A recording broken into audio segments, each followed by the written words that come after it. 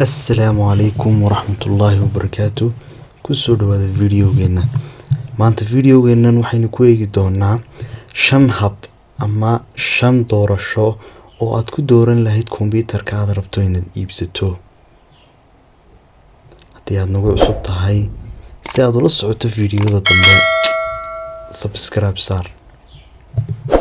ugu horeyn inta badan waxay ku xiran tahay shaqada aad qabanaysaa kombiyuutarka aad rabto inaad ku qabato hawsha. kombiyuutarraduna way kala awood badan yihiin. qaar ayaa waxay awood u leeyihiin inay kiciyaan software aad u culus.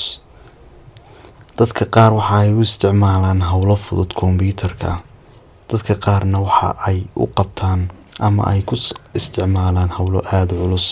taas micnaheedu waxa weeye inaad isticmaalayso software culus ama software fudud. waxaad u baahan tahay inaad hesho kombiyuutar awood leh oo aad ku qaban karto hawlaha.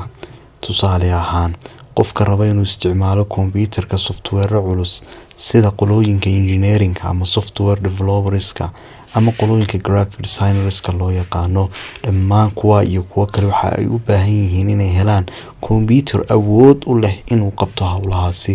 laakiin qofka raba inuu ku isticmaalo software fudud sida wordka, excelka, qofkaas uma baahna inuu kombiyuutar weyn deedeedo. ugu horeyn numberka koowaad ee lagu dooranayaa waxa weeye processorku ama CPU Central Processing Unit. waxa uu shaqo ahaan kombiyuutarka ka qayb qaataa habaynta iyo farsamaynta kala duwan ee kombiyuutarka.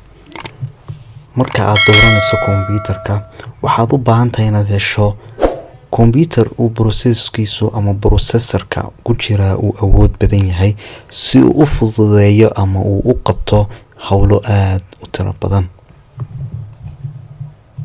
2 RAM waxa weeye ama waxa loo soo gaabiyaa Random Access Memory. waxa weeye barnaamij hardware shaqeynaya kombiyuutarku inta uu soo jeedo ama uu shaqeynayo. waxa ka soo horjeeda ama uu cagis ku yahay hard diskiga oo isna ah kan saddexaad ee aynu videogeenan ku soo bandhigayno. kan afraad ee lagu dooranaya waxa weeye graphicsku waa qaybta kombiyuutarka u qaabilsan qaybaha videoska iyo processingka qaybaha ama videoyada waaweyn. dhammaan kuwan waxaynu ku qaada dhigi doonaa ama aynu ku samayn doonaa videoyo oo inagu ka samayn doonaa mid walba video. aad baad mahadsantihiin.